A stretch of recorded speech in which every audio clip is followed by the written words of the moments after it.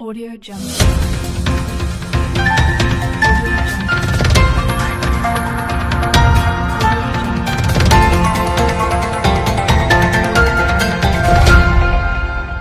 Audio Jungle. Selamat pagi pemirsa, kembali lagi bersama saya Thomas dalam program Flash News. Di berita pertama, kuliah online menjadi hal yang harus dilakukan oleh seluruh mahasiswa di saat sekarang ini.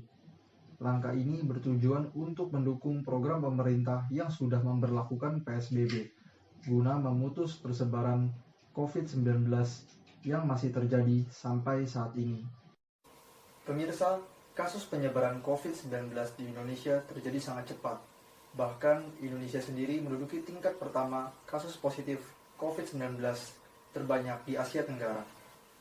Pemerintah sudah menerapkan pembatasan sosial berskala besar atau PSBB di berbagai wilayah di Indonesia.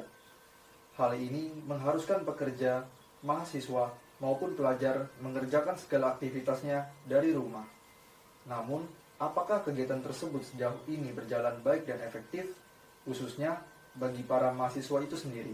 Nyatanya, masih banyak hal yang harus diperhatikan pemerintah, karena tidak semua mahasiswa mempunyai fasilitas jaringan internet yang memadai. Bahkan, sekalipun tersedia wifi, koneksi yang tidak stabil pun bisa menjadi masalah. Karena harus mengerjakan tugas dari rumah, maka media telekonferensi menjadi alternatif yang banyak digunakan untuk menunjang proses pembelajaran.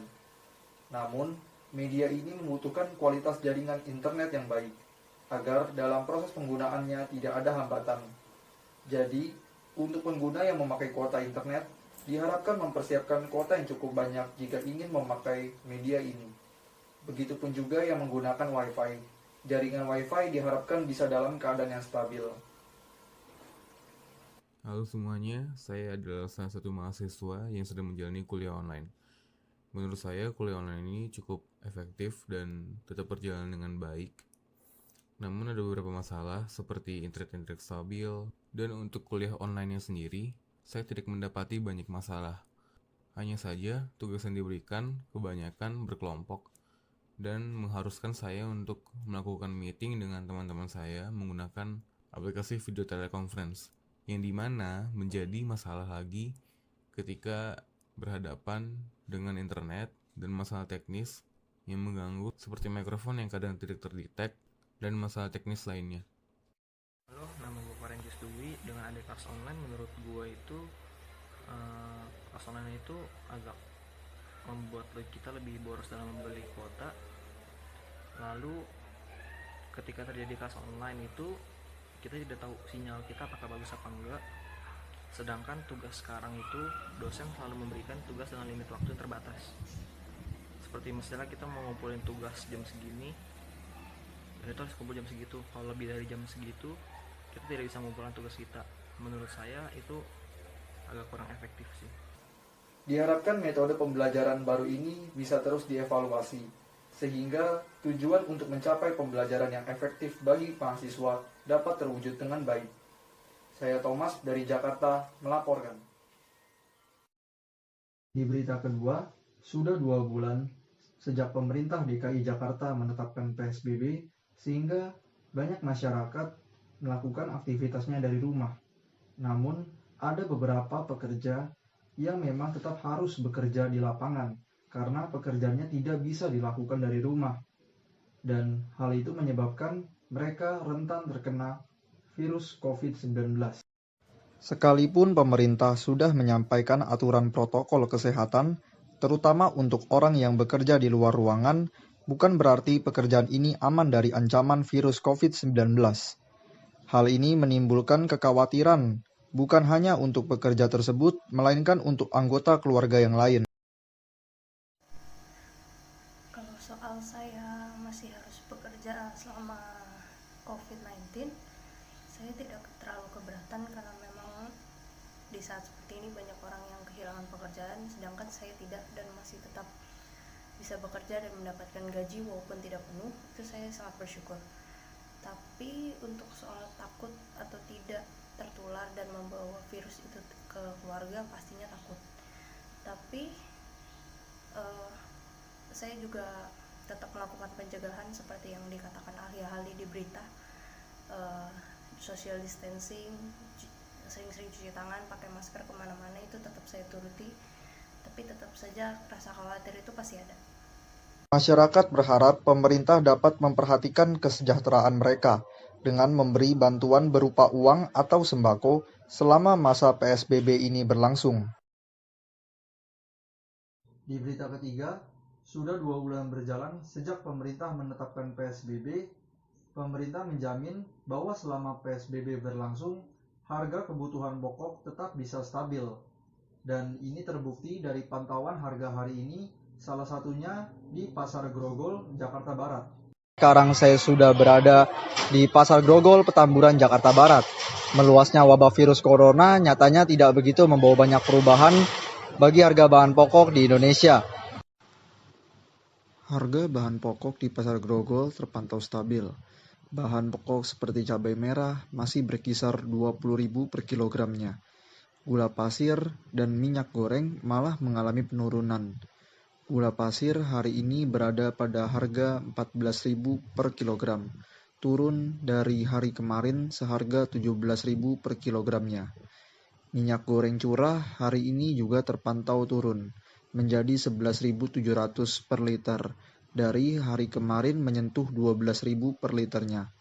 Di komoditas lain seperti bawang merah terpantau stabil, di harga 50.000 per kilogramnya, tidak mengalami kenaikan dari hari kemarin.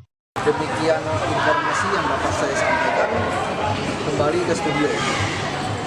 Di berita keempat, pemerintah DKI Jakarta bekerjasama dengan National Capital Integrated Coastal Development atau NCICD, bentukan Kementerian PUPR, menjalankan program pembuatan tanggul pantai sebagai salah satu solusi dari banjir yang diakibatkan penurunan muka tanah di Jakarta. Tahun lalu peliputan ini sudah dibuat di salah satu lokasi pembangunan. Lalu bagaimana kabar perkembangan proyek ini sekarang? Ya pemirsa, sekarang saya sudah berada di kawasan Muara Baru, Jakarta Utara. Dan tepat di belakang saya sedang berlangsung proyek pengerjaan tahap 3, pembuatan tanggul pantai NCICD, di mana proyek ini difungsikan untuk menangani masalah tenggelamnya kota Jakarta. Jakarta saat ini sedang menghadapi masalah serius dengan banjirop dan penurunan muka tanah, yang jika tidak cepat diselesaikan, bukan tidak mungkin Jakarta dalam beberapa puluh tahun ke depan bisa saja tenggelam. Pemprov DKI bekerja sama dengan NCICD dalam pembuatan tanggul pantai, karena sekitar 44,45 km daerah pesisir Jakarta sudah dalam kondisi kritis. Tanggul pantai kita bangun secara urgen karena emang sekitar 44,45 km pesisir Jakarta udah dalam kondisi kritis dibilang seperti itu. Kita targetkan selesai 2024 nih untuk yang tanggul pantai. Secara paralel kita juga melakukan perencanaan tanggul laut. Direncanakan 2024 mulai dibangun karena tanggul pantai yang sekarang kita bangun dengan tinggi sekitar 4,8 meter di tahun 2030 karena land subsidence, penurunan muka tanah, kembali kritis lagi nih setelah 10 tahun, padahal udah kita bangun. Nah, untuk itu, karena itu 2030 harapannya sudah ada tanggul laut. Nah, dengan begitu kita sudah tidak kejar-kejaran dengan land subsidence, karena di laut kondisi land subsidence-nya lebih rendah daripada di darat, kemudian masalah sosialnya lebih dikit, seperti itu sih. Sampai hari ini, proses pengerjaan tanggul pantai di wilayah Muara Baru dan Kali Baru sudah hampir selesai, dengan panjang sekitar 16,5 km.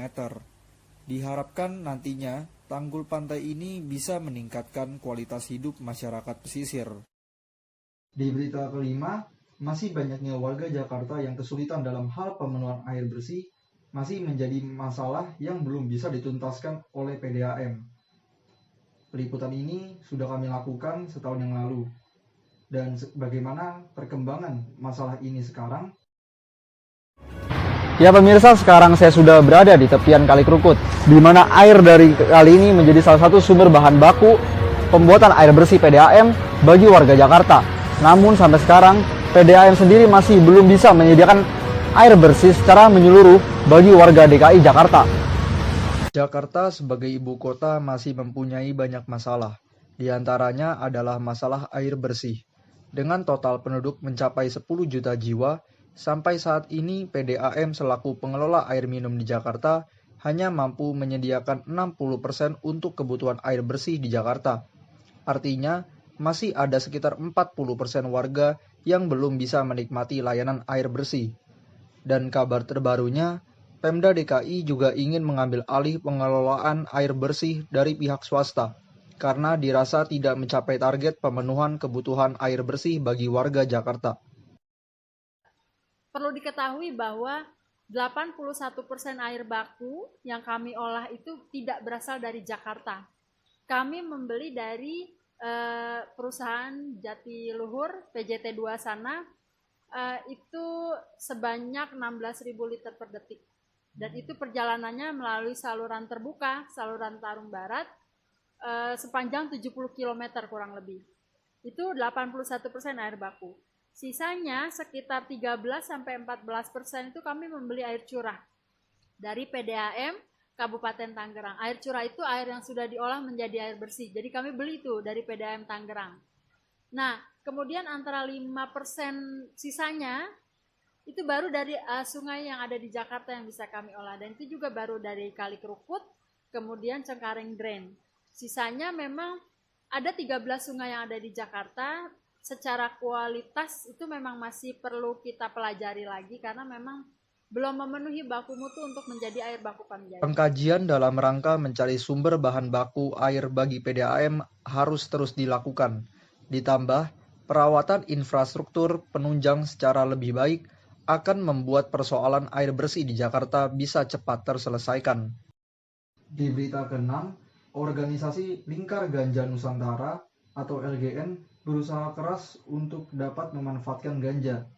Ganja yang dimanfaatkan ini dengan tujuan untuk dapat digunakan secara medis nantinya.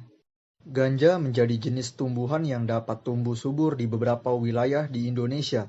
Namun, tumbuhan ini termasuk dalam zat narkotika golongan 1, yang artinya tidak boleh digunakan untuk kepentingan apapun. LGN menilai bahwa dengan memanfaatkan ganja yang ada di Indonesia untuk kepentingan medis akan membawa manfaat. Yang paling dekat, LGN ingin ganja dapat dimanfaatkan untuk kegiatan medis, untuk pelayanan kesehatan. Karena apa? Ada beberapa penyakit yang di buku ini ternyata dituliskan punya hubungan baik dengan ganja. Karena ganjanya ilegal, orang yang sakit itu jadi nggak dapat manfaat ganja untuk dirinya, untuk kesehatan dirinya. Gitu, makanya dalam waktu dekat, akhir Maret ini, Lingkar Ganja Nusantara bersama tim koalisi akan melakukan upaya namanya uji materi Undang-Undang Narkotika nomor 35 tahun 2009 mengenai pasal narkotika golongan 1 tidak dapat digunakan untuk pelayanan kesehatan. Di sisi lain, Deputi Pemberantasan Badan Narkotika Nasional atau BNN, Irjen Pol Arman Depari, juga menjelaskan bahwa dari segi kesehatan, ganja sangat tidak menguntungkan karena bersifat halusinogen dan menimbulkan kecanduan. Rencana ini harus terus dikaji pemerintah, sehingga tidak menimbulkan masalah baru nantinya. Berita tadi sekaligus menutup perjumpaan kita pada hari ini. Saya Thomas, pamit undur diri. Sampai jumpa.